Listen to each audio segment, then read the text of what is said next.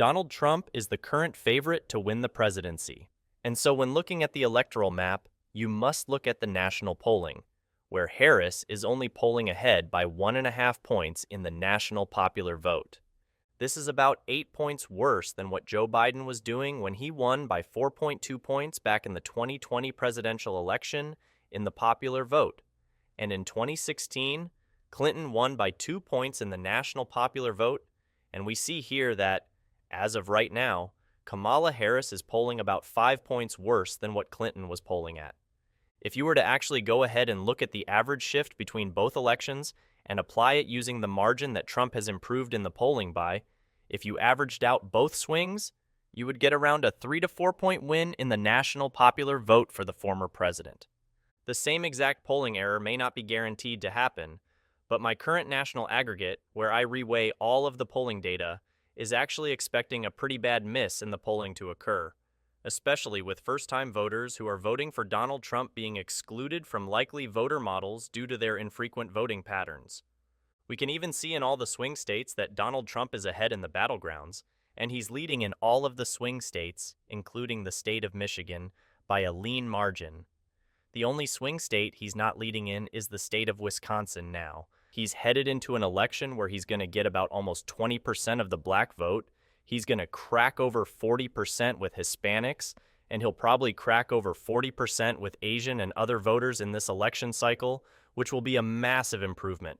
Because in the last election, you could see right about now, he's doing about a point better with white voters. As you can see, with African Americans, he's going to perform significantly better, doing roughly about 12 points better with them. Kamala Harris is underperforming Joe Biden with African American voters. We see Hispanic voters, and that's going to be a much better margin for Donald Trump. He's going to close the gap by a decent amount. Kamala Harris will fall with Hispanics by quite a bit. We even see with Asian voters, Donald Trump is also going to make massive inroads with Asian/other voters, which will definitely give him a very big edge in the national popular vote. Since he is gaining with every single demographic, there is practically no path for Kamala Harris to actually win the White House.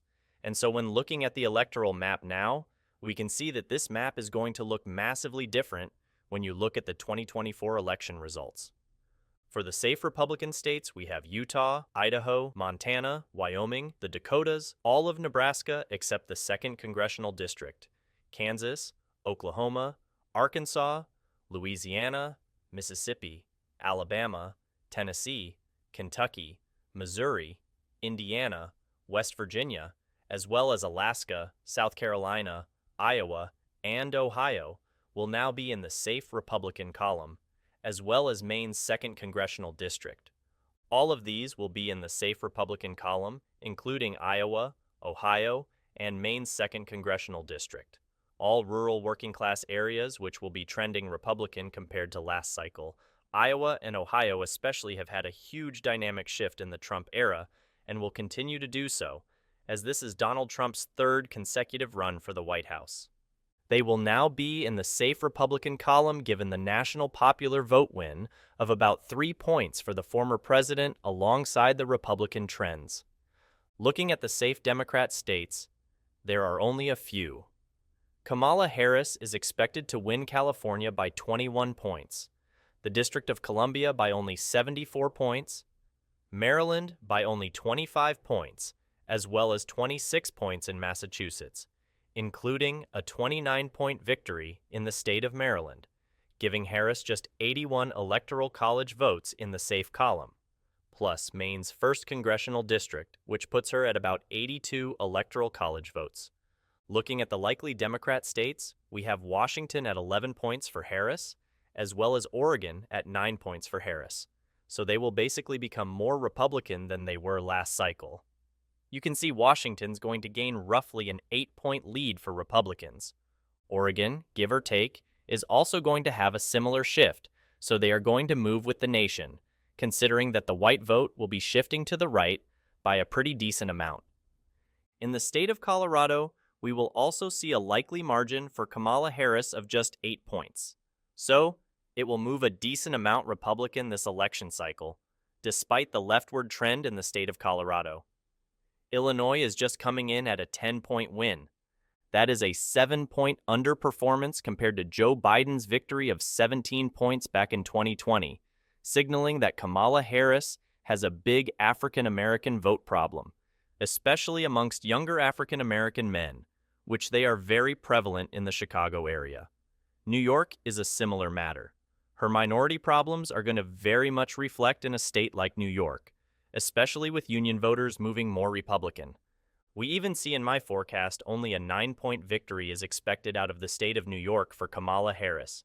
Connecticut, Delaware, and Rhode Island will be in the likely Democrat column, as well as New Jersey at just 7 points for Kamala Harris, a way closer margin compared to the 16-point win from last cycle.